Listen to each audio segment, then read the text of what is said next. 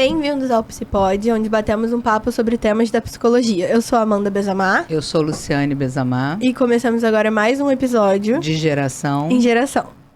E hoje trouxemos uma convidada super especial, que é a Maria Cecília, e vai fazer conosco uma viagem em torno do tempo, sobre a inclusão no Brasil e fora do Brasil também, né? Isso aí. Então hoje estamos aqui com Maria Cecília de Freitas Cardoso Buckley, graduada pela UERJ, professora, psicopedagoga e doutora em Educação Especial pela Universidade de Wisconsin e PhD pela Universidade Vanderbilt University. Bem-vinda. Obrigada. Um prazer muito grande estar aqui com vocês hoje. Assisto vocês, os seus Psipods, e gosto muito, acho muito interessante esse bate-papo. Estou muito feliz de estar aqui, honrada de estar convidada aqui com vocês. É uma oportunidade ter Maria Cecília aqui. Maria Cecília mora fora do Brasil e é uma oportunidade recebê-la aqui, que está passando um períodozinho aqui e veio gravar conosco aqui no Psipod. O tema de hoje que a gente vai conversar é sobre educação especial. E a tia Maria Cecília, vocês podem acabar me ver escapando um tia aí, porque ela é minha tia, efetivamente. E vai estar aqui hoje falando com a gente sobre a história que ela fez parte, que é a história da educação especial no Brasil, né? E eu acho, tia, que você pode começar falando um pouquinho do como iniciou a sua jornada, assim, qual foi o seu primeiro contato com a educação especial, o que te encantou na educação especial? O primeiro contato foi como voluntária, com 15 anos, no Hospital Barata Ribeiro, como membro de um grupo de igreja da Santa Terezinha, um grupo de jovens. A gente fazia promoção social e a gente passava teatrinho, visitava as crianças uma vez por mês. E tinha uma classe hospitalar e a professora, estava começando normal, e a professora simplesmente me perguntou por que você gostaria de trabalhar com essas crianças, e uma pergunta às vezes muda uma vida. E a minha vida toda se voltou, eu falei, mas que injustiça! Ninguém quer trabalhar com eles? Que injustiça, porque foi essa a colocação, ninguém quer trabalhar com eles. Aquilo me pegou de uma maneira que eu fiquei aí a vida toda. E a minha primeira classe foi em Uaíba, na escola Professor Orminda Rodrigues, com uma turma de 21 anos, de crianças que já tinham repetido 3, 4, 5 anos, classificadas como DM na época, era o que se falava. Crianças com déficit intelectual, diziam. E adorei. Fiquei com elas. E hoje em dia a gente entende que tem muitas nomenclaturas, né? Nós passamos por muitas nomenclaturas, né, Maria Cecília? Porque a história da gente, né? A minha história é a história da educação especial. Conversando um pouquinho sobre isso, assim, o que a gente lá atrás fez de cursos, de tudo, né? Que a deficiência mental era uma forma de nomenclatura, né? Então, tinha as deficiências, deficiência mental, deficiência visual, deficiência auditiva, física. E isso, como isso veio mudando, né? Uma curiosidade, assim, que eu acho hoje, por exemplo, se usa pessoa com deficiência. É o termo usado. Claro. Só que nós aí com essa história toda de trabalho, para mim, pessoa com deficiência ainda soa um pouco pesado, né? Isso é uma coisa pessoal. Para mim, pessoa com necessidades especiais é muito mais leve, mas é o contrário. As pessoas hoje veem pessoas com necessidades especiais com um peso. Então, como as nomenclaturas vão mudando, e acho que é importante a gente estar atualizado, sim, mas talvez dizer que isso não se define por isso, né? Eu não deixei de ser mais profissional porque eu usei outras nomenclaturas, não deixo de ser até hoje, e você da mesma forma. E a gente vai progredindo, e na época a deficiência mental era um progresso, porque antes era aquela criança retardada, a turma dos retardados. Quer dizer, a coisa vai mudando, às vezes a conotação continua. E aí muda a nomenclatura para uma mais adequada, para criar, quebrar um pouco o estigma. Muito grave a criança, eles diziam assim, esse é oligofrênico. Que o oligofrênico era o grau mais grave da pessoa que não tinha, que provavelmente um déficit intelectual maior, né? Um déficit cognitivo maior, mas que naquela época se dizia, esse não tem jeito, não interage, não faz nada, esse é um oligofrênico. E aí, vocês trabalhavam numa época em que nem se falava de neuroplasticidade, né? Se falava de uma época que a crença de que existe uma evolução para esse público nem existia. Não, né? é um cérebro rígido. Era contra a gente entendia corrente. o cérebro como rígido, não entendia o cérebro como plástico, com essa possibilidade que hoje em dia de se mudança, né? de mudança e de evolução, ainda que venham, que tenham acometimentos, que isso pode sair do lugar, né? Então, E, inclusive, hoje em dia, em vários lugares, se fala mais da necessidade de apoio e supervisão do que da deficiência. Então, uma criança com maior necessidade, em vez de ser uma deficiência Suporte, severa, uma fala deficiência muito de leve, se fala apoio, suporte, né? De suporte e o supervisão. DSM-5, o TEA, por exemplo, está realmente com necessidade de suporte. Antigamente nós tínhamos moderado, severo, moderado e leve. Hoje em dia é a necessidade de suporte. De suporte, né? Que eu estava traduzindo por apoio. Mas E em vários países estão já falando de capacidades diferentes, em vez de deficiência, estão enfatizando pessoas com capacidades diferentes, habilidades diferentes. Sim, o que é muito Então, um discurso que vai de encontro com a neurodivergência, quando se fala de neurodivergência, né? Que seriam muitas formas diferentes de pensar, agir e funcionar. E de raciocinar. Uhum. De raciocinar. Mas conta para nós um pouquinho lá desse começo. Então, da minha turma, acho que falando de inclusão, a que hoje em dia se fala tanto, né? Era uma turma que hoje em dia a gente vai dizer, poxa, era uma turma separada, uma turma especial, né? Mas era uma turma excluída da escola, porque as outras professoras falavam, se você não se comportar, vai para a turma da tia Cecília, que é a turma dos malucos. Então, era uma turma totalmente excluída, eles não tinham hábitos, eles eram menosprezados, ninguém via dignidade neles. Então, acho que o meu primeiro trabalho com eles foi amá-los, ser a melhor professora que eu podia e dar-lhes dignidade, né? Então, ensinar a comer, ensinar a merendar sem a comida cair no chão. E como é que se senta? Como é que eu podia fazer isso? Eu sentava aquela comida que eu detestava, com pratos que nem eles, sentava ao redor da mesa e lá, todo mundo, segura a colher, agora, vamos botar na boca, vamos mastigar e engolir sem abrir a boca, não pode falar, vamos lá. Então, dando um exemplo, comendo com eles ao redor, eles se tornaram a turma que as merendeiras mais gostavam, que sujavam menos, mas isso foram 2 anos de trabalho, né? Mas no primeiro ano eles já estavam integrados na escola. Você falou de uma coisa tão importante, Maricília, dessa coisa da dignidade, né? Porque eu vou dizer para você assim, eu acho que as pessoas, porque existiam, e a gente pensando, eu cheguei a trabalhar em hospital psiquiátrico, fiz estágio no hospital psiquiátrico, e as pessoas eram agressivas. Mas, gente, eles eram tratados com agressividade. Se as pessoas são tratadas com agressividade, o que você vai devolver? Você vai devolver a agressividade. Exato. E se você olha para eles como alguém desprezível, eles não sabem como se comportar de uma maneira... Né? Não tem lugar, exato. Lugar.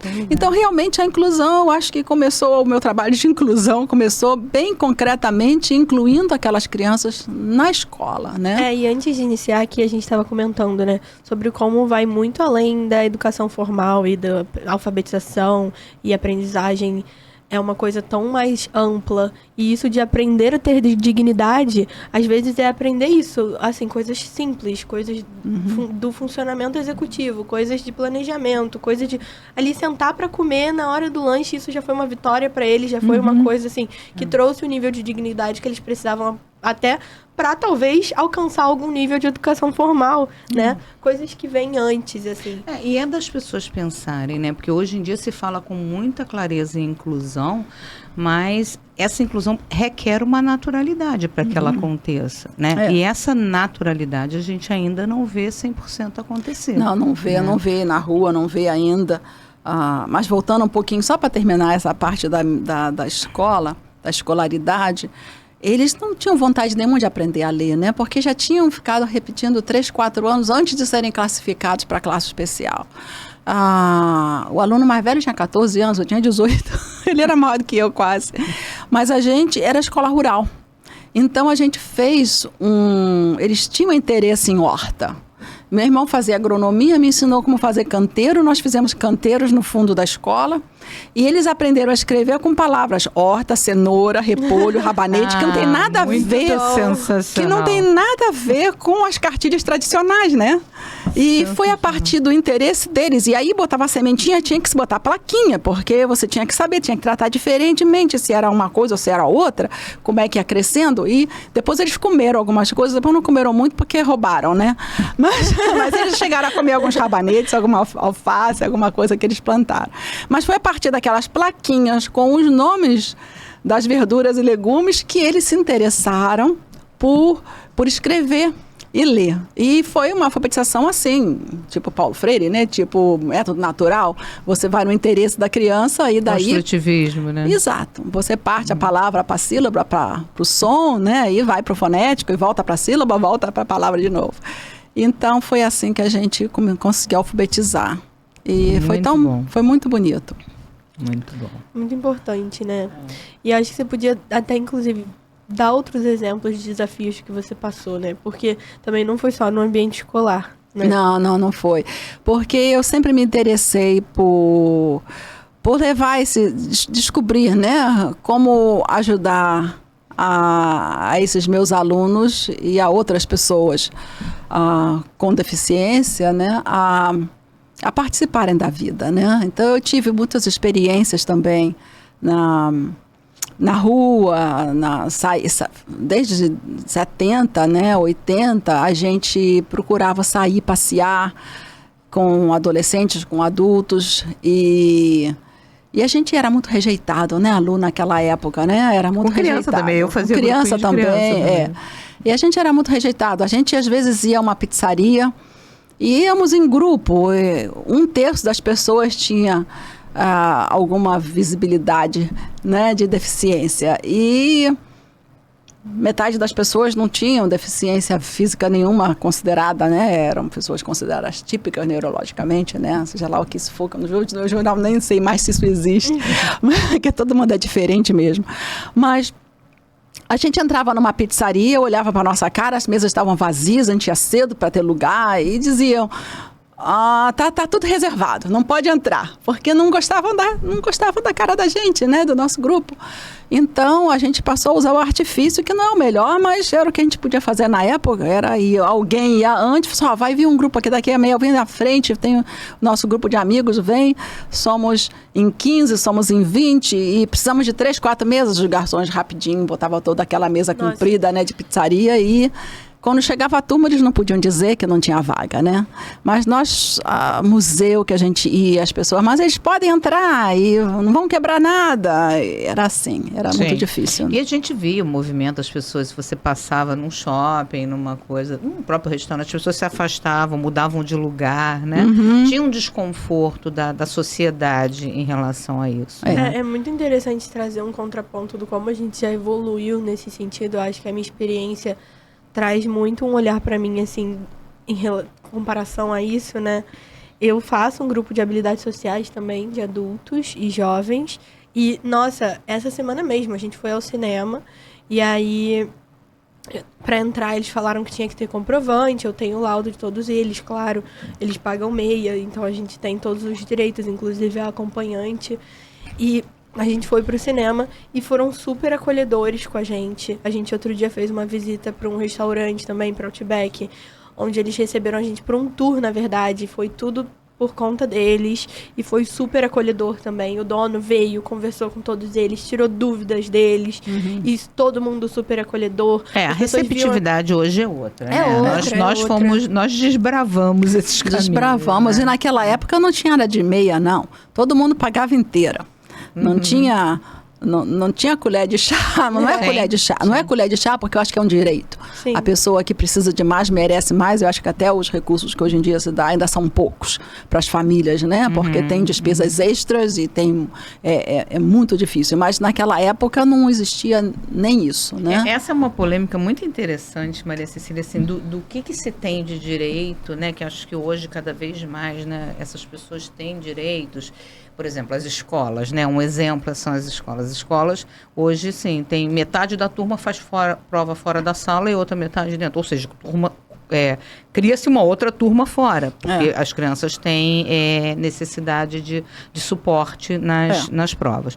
E é uma polêmica isso, né? Assim, do que é direito, não é direito, o que faz, o que não faz, o que isso essas é pessoas estão fazendo. Isso é universal, né? Nos Estados Unidos também acontece. Em outros lugares também. Mas a Amanda, por exemplo, tem uma visão muito interessante que ela passa para os adultos dela, porque eles mesmo muitas vezes se questionam, adultos, né? Criança não se questiona nesse sentido, mas o adulto se questiona, será que eu preciso do lugar no ônibus? Será que eu preciso? E a Amanda fala uma coisa que eu gosto muito. Fala de novo, filha. Então, para os adultos, o que eu oriento geralmente é assim, se você tem cognição e se você tem habilidade que você aprende de autorregulação, e se você compreende o quando você está ou não regulado, você usa do benefício de acordo com as suas necessidades.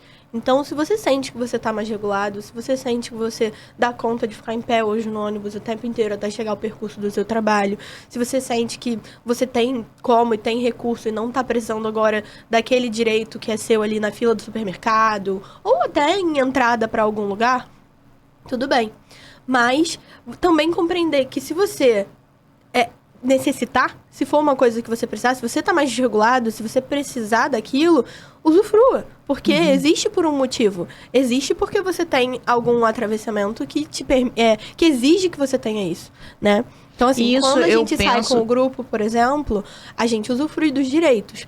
Porque a gente tá com muitos deles, a desorganização e a dificuldade que gera nas coisas também é uma coisa que faz diferença. Faz diferença o fato, por exemplo, da instituição ter que pagar para todos os terapeutas irem junto com eles. Então, financeiramente, é uma coisa que faz sentido. São pessoas que estão indo no cinema e que talvez se tivessem desacompanhadas não conseguissem ir com um grupo de amigos grande assim ao cinema, né?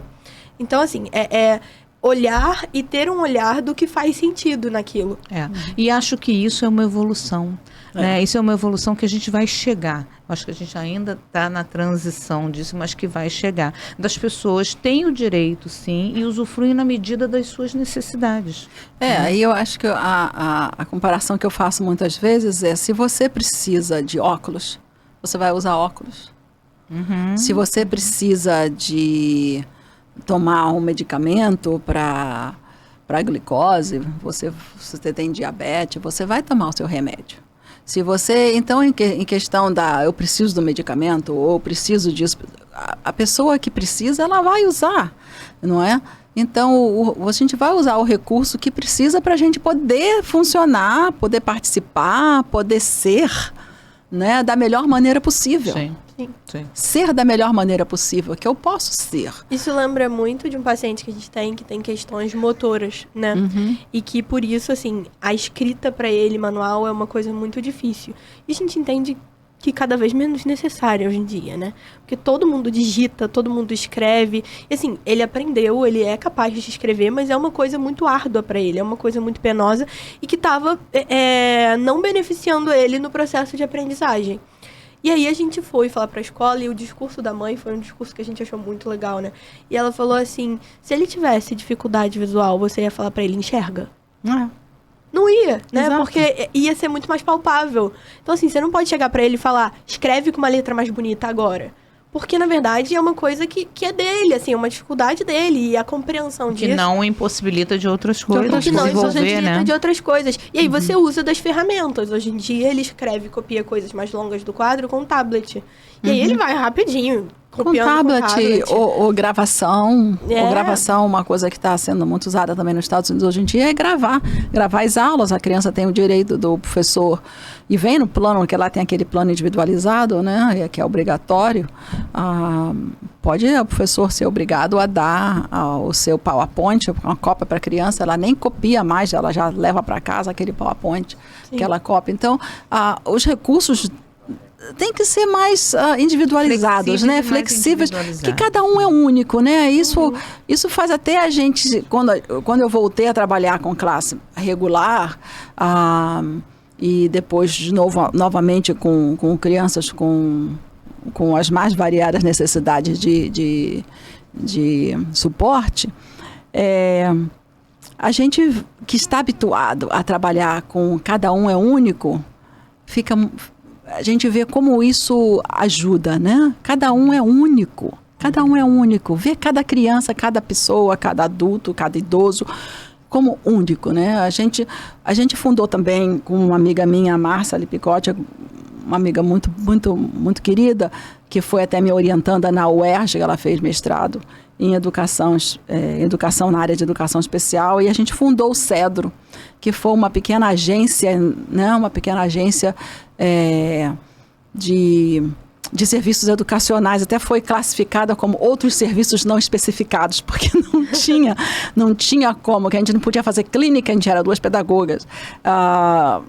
Então, não era escola. Então, ficou uma entidade educacional de serviços não especificados. Mas a gente também ia para a rua, também fazia coisa, ensinava culinária até Cedro, porque tinha as letrinhas com área comunitária, área recreativa, área de escolaridade, área ocupacional, e a gente tratava dessas áreas, daí que veio a palavra Cedro. E isso que ano foi, Maricílio, Cedro? Isso foi em 90. 90 que vocês na década, no início de 90. No início de 90. A gente era fundou. Nem nascida. Eu estava me formando. E a gente fazia essas atividades, né? Nessas letrinhas todas, comunitária, ocupacional, inclusive era baseado no meu livrinho, né? No meu livro sobre áreas curriculares, que até eu dei um exemplar para você. Então, porque eu tinha essa visão, né? De ver o educando nessas áreas todas. E muitos têm que aprender a parte recreativa.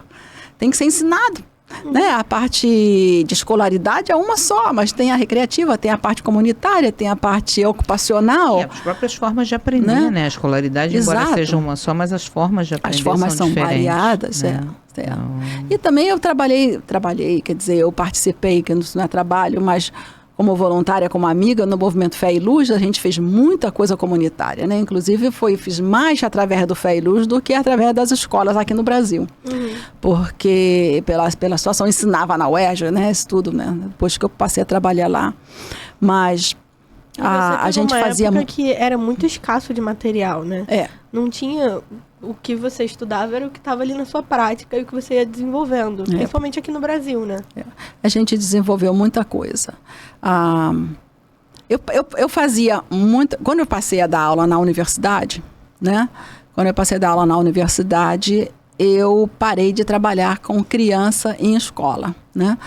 Diretamente, porque eu já fui ser full-time, né? Tempo integral na universidade.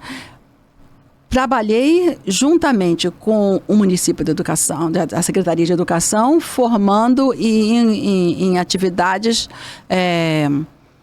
como se diz assim, dando um apoio a projetos no município, através dos meus alunos que trabalhavam lá, projetos de teses de mestrado, que eu orientava, que eram feitos com experiências muitas vezes dessas inclusivas na comunidade ou profissionais, através das teses que as meninas desenvolviam, meninas porque geralmente eram mulheres, mas tinha rapazes também, e através do Instituto Benjamin Constant, porque eu fui convidada para iniciar um trabalho lá.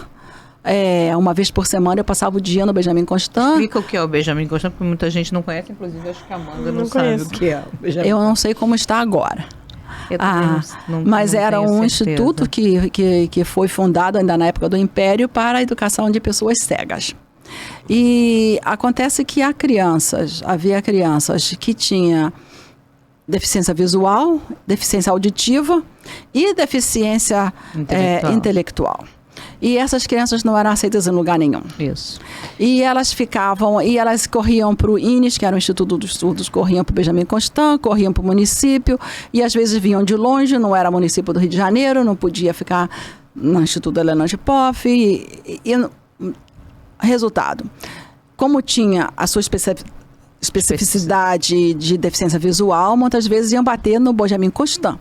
E não era aceito porque ninguém sabia como trabalhar com essas crianças. Eu tenho muito carinho e orgulho da Beth e dos outros, todos os professores lá do Benjamin Constant que acolheram esse trabalho e durante muitos anos desenvolveram o trabalho da deficiência múltipla, como era chamado, porque a gente ia e tinha reunião assim, ao redor da mesa, era a neurologista, o professor de educação física, o professor de AVD, como chamava na época, atividades de vida diária, e então nós sentávamos assim à mesa, pegávamos o prontuário da criança e estudávamos a criança, alguém conhecia a criança pessoalmente, e por ali a gente começava a traçar objetivos individualizados. Ok, para essa área, o que vai fazer com essa criança? O que vai fazer? NTG, né? E isso a gente fazia, né? Sim.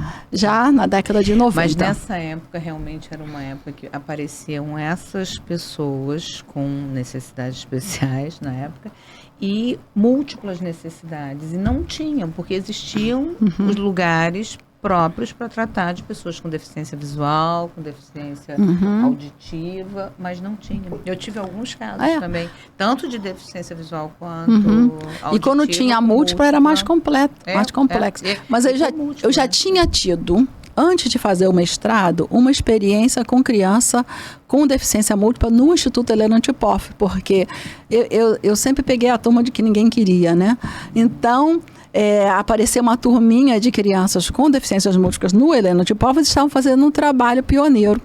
E aí eu peguei essa turminha de umas 5 ou 6 crianças, e até meu trabalho foi apresentado em São Paulo, foi bonito. Mas tinha minha orientadora, que era uma fono, né?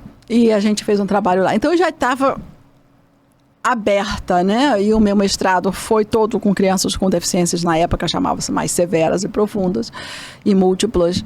Então... E a gente nessa época, Maria Cecília, não tinha nem esse diagnóstico de autismo, por exemplo, que a gente não, tem era hoje. Tudo misturado, né? Era tudo muito misturado, Amanda, assim. Então, as pessoas que às vezes tinham uma deficiência, o Down era junto com o autista, e ninguém era muito diagnosticado. Quer dizer, Down sim, por conta da síndrome ser mais clara, mas os outros assim não tinham muito diagnóstico fechado, né? Houve o período de uma leitura dentro da psicologia da questão das psicoses infantis, então tudo era psicose infantil, as crianças todas eram psicose infantil, né? Que foi a época que eu mergulhei aí nesse trabalho, né? E a gente não tinha essa clareza que hoje se tem. A gente está falando aí de um DSM-3 que está chegando aqui no Brasil, ainda era uma coisa muito... Para nós, pelo menos, para nós da área de psicologia e de pedagogia, muito pouco acesso a gente tinha a isso. Entendeu? E o trabalho com a múltipla era muito, muito complexo, e a criança que tem deficiência visual precisava de ter a parte toda de estimulação, né, do tato e tudo. Eles tinham uma sala sensorial, eles fizeram um trabalho lindíssimo, os professores de educação física se meteram muito dentro. E já tinha terapia ocupacional aqui no Brasil nessa época? Tinha. Você falou de AVD aí... mas eram os professores de turma que faziam AVD no início, né? Tinha terapia ocupacional, mas e esse trabalho durou muitos anos lá no Benjamin Constant, né? Durou muitos anos esse trabalho muito bonito de integração de pessoas com deficiências múltiplas. Não sei como está hoje. Parece muito com o que a gente tem hoje nesse padrão de clínicas multidisciplinares, né? Mas você vê isso na década de 90, né? E ainda não se enxergava dessa forma, né? E aí é isso de unir profissionais de todas as áreas que vão ter um olhar... Isso. Hoje a gente tem muitos especialistas. Naquela época não tínhamos. Nós estávamos tentando ser especialistas. A gente era polivalente, né? O professor era polivalente, né? É engraçado porque às vezes eu trabalho com crianças com disgrafia. Hoje em dia eu me reespecializei nesses últimos 20 anos com problemas específicos de aprendizagem, né? Que era assim o nome que se dava aqui, não sei como é que se dá agora. Dislexia, descalculia, essas coisas, disgrafia. Então eu trabalho muito com crianças disgráficas. Chama de transtorno. E transtorno, né? Transtorno de aprendizagem, Então, é engraçado porque eu sei trabalhar, ensinar a criança a escrever, né? Sei ensinar a criança a fazer as letrinhas corretas, a caligrafia, né?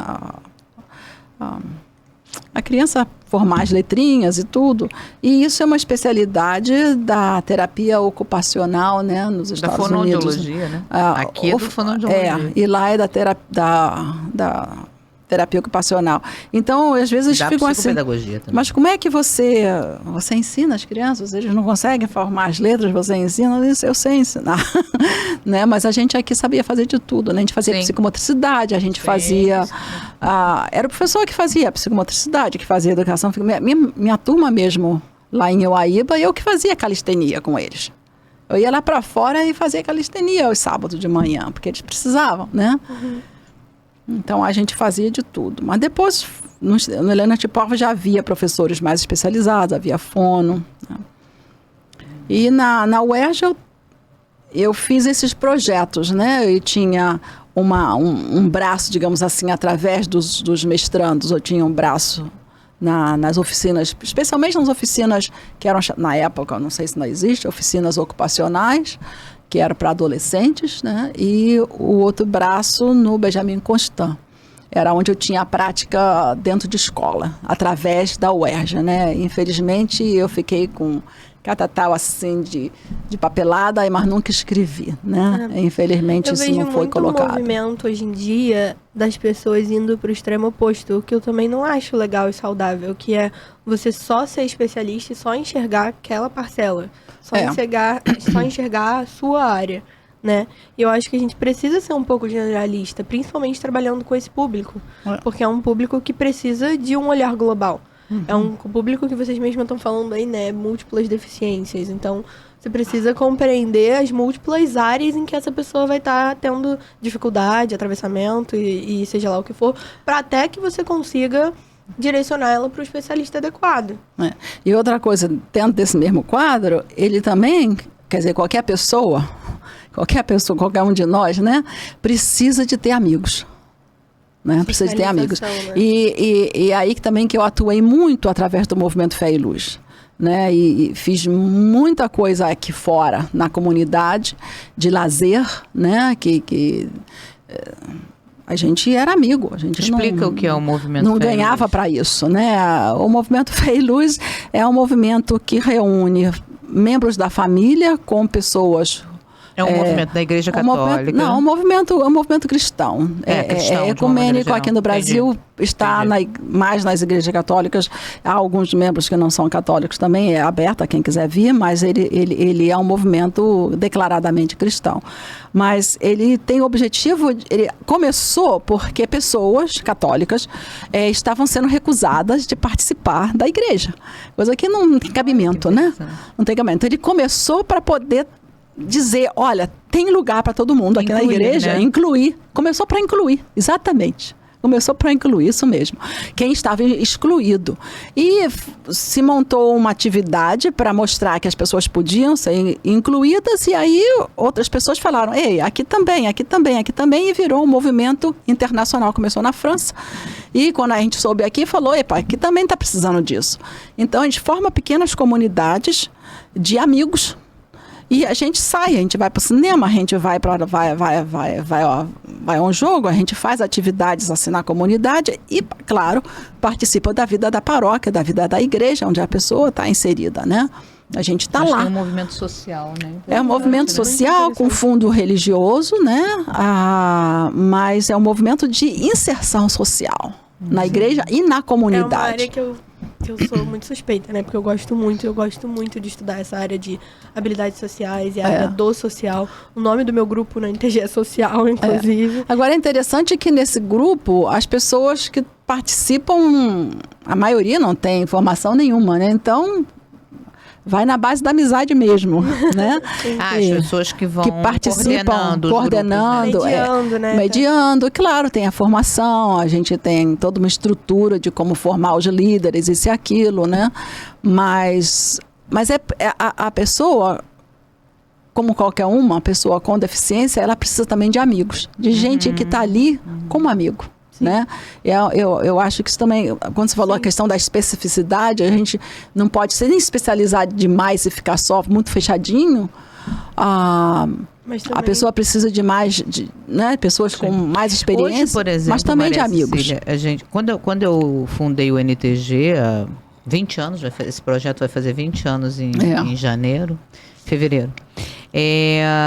Quando a gente fundou, a gente não tinha muitas clínicas de múltiplos profissionais, né?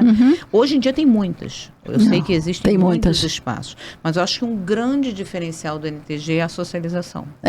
A gente tem essa pegada da socialização muito forte, né?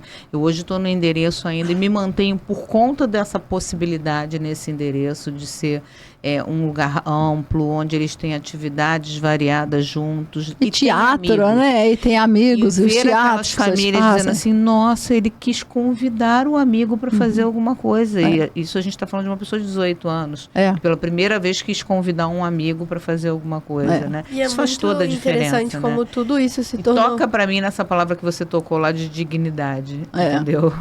É muito interessante como tudo isso foi se tornando cada vez mais possível, né? E aí, tia, queria saber, atualmente, como que você tem visto o cenário, por exemplo, da educação especial? O que você tem visto dentro do que a gente já conquistou, né?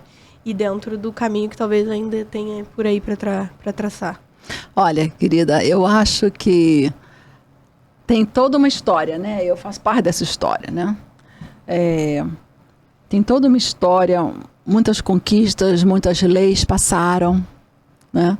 Agora, para frente, na prática, a gente tem todos os estágios, né? Eu tenho viajado muito por causa exatamente do FEIRUS, que eu fiquei a nível internacional, na coordenação há muito tempo. A gente visitou muitos países por aí afora. E outro dia eu fiz a conta, 37 países, né? Eu já dei curso. Já dei curso em 37 países. Então, a gente... Ou visitei, às vezes não é dar curso, é participar. A realidade, no mundo afora, ela é muito variada, né? Claro que houve conquistas maravilhosas, a gente está num outro nível, mas nós estamos correndo um risco grande, que é o risco da negação da deficiência. Sim. E eu acho que isso também é tirar dignidade da pessoa. Porque se você acha que todo mundo pode ser como todo mundo, você está tirando a unicidade da pessoa. Nós todos somos únicos, irrepetíveis e temos dons. Temos dons maravilhosos. Todos temos dons. Todos. Né? Todos são lindos. Somos preciosos. Todos são preciosos. Nossa, você trouxe agora um assunto... E a gente precisa, que é muito real. Precisa dar a cada um aquilo que ele necessita, né? Dar o suporte que cada um precisa. E se você quiser que um seja como a maioria é, numa curva normal, você está tirando o direito da pessoa de ser ela. Verdade. Então, a gente está correndo esse risco. Né? Por um lado tem muitos direitos, por outro lado quem tem deficiência não merece nem nascer, não merece viver, é a mensagem que nós estamos passando, não é? Então nós estamos com esse risco. Quando eu tento, faz sentido isso, né? Quando eu tento igualar o outro a mim, eu nego ele, né? Eu nego a diferença. Eu nego a possibilidade porque eu vi, querida, dele ser ele. Eu acho que um movimento em contraposição disso que vocês estão falando é isso de não chamar só de necessidades especiais. Pessoa com deficiência é muito diferente de pessoa com necessidade especial, porque a pessoa não deixa de ser uma pessoa, eu acho que tem que vir o pessoa antes de qualquer coisa, mas com deficiência no sentido disso, assim, de não deixar de ser uma deficiência. E eu acho que existe sim esse movimento idealizado. A gente teve uma equipe há muito tempo que foi postar fazer um post, lembra disso? Um post de síndrome de Down. E quase falando assim, síndrome de Down não é uma doença. E aí a gente ficou assim, opa, peraí, síndrome de Down é uma doença. A pessoa é uma pessoa. É um erro genético. Né? Mas a doença não deixa de ser uma doença, não deixa de ser uma dificuldade, não deixa de ser um atravessamento. Fortalecer a pessoa não é negar a doença. Fortalecer a pessoa é fortalecê-la dentro daquilo que ela vive. Dentro daquela doença e daquela dificuldade que ela vai precisar atravessar. O que ela é, né? O que ela é. Não é o que ela vive, é o que ela é. Aquela pessoa cada um, né? Agora, se a gente parte para que cada um é único, dentro dessa neurodiversidade, a gente tem que partir do princípio de que cada um precisa de descobrir que apoio, que supervisão, que suporte, que necessita. Sim. Quando eu digo que ela é no sentido assim, é olhar a pessoa na sua essência e tentar desenvolvê-la na vida, como eu fui desenvolvida na vida, como você, né? Nós todos fomos desenvolvidos para chegarmos onde chegamos, para fazer nossos caminhos. Certamente com um monte de falhas, com um monte de coisa. Claro. Mas é isso, é o ser humano. É o ser humano. Eu vi, por exemplo, pessoas lá nos Estados Unidos, adultos que trabalham. Então, vai para o seu trabalho de manhã, então está totalmente incluído na sociedade. Então, vai para o seu trabalho, mora sozinho, porque tem direito, tem o seu apartamentinho. Então, tudo bonito, ideal, né? O adulto que mora sozinho, que tem sua vida, tem sua casa montada, perfeita, vai trabalhar, volta para o trabalho e fica ali naquela solidão. Fica ali naquela solidão. Até que ponto que isso é o ideal? Será que a gente quer... Porque o normal de um adulto é morar sozinho e ficar nessa solidão, entendeu? Então a gente tem que ver. Tudo. Nossa, qual você falou de um outro ponto. Assim, essas lutas pelas independências nem sempre pode ser o melhor caminho. Exato. Né? Porque a independência para a pessoa que tem as suas capacidades, né, de se organizar e se gerenciar emocionalmente, de se organizar e se gerenciar socialmente, de se organizar e se gerenciar cognitivamente, é um ok. Agora, para quem não tem, como é que essa pessoa vai né, ter independências? A que nível, né? Que funcionalidade que isso vai ter? E aí, olha que coisa, nossa senhora.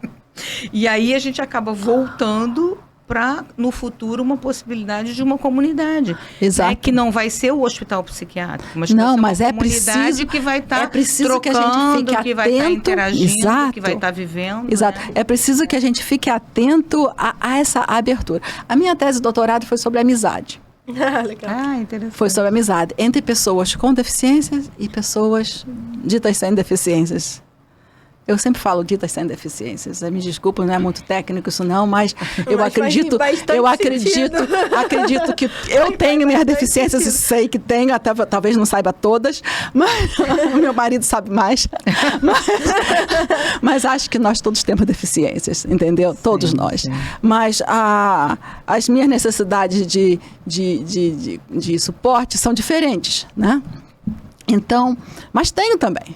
Entendeu? Nós todos temos. Sim. Ninguém é uma ilha. Nós precisamos de comunidade, nós precisamos uns dos outros. Aí que eu acho que a questão de igrejas, de grupos sociais, o Fé e Luz, isso tudo ajuda muito e é necessário ainda. Mas é preciso no mundo hoje ainda ter essas coisas, porque tem tantas clínicas, tem tantos serviços especializados aqui nos Estados Unidos, em qualquer lugar.